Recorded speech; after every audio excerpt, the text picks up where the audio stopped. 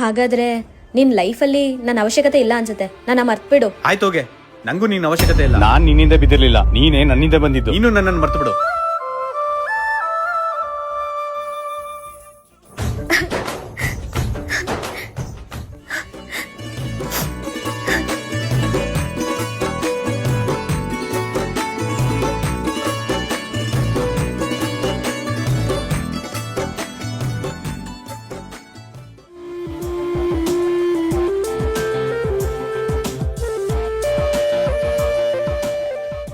ಪ್ರಮೋದ್ ಪ್ರಮೋದ್ ಪ್ರಮೋದ್, ಹಾ ಆಂಟಿ, ಊಟಕ್ಕೆ ಬಾರಪ್ಪ. ಸರಿ ಬರ್ತೀನಿ.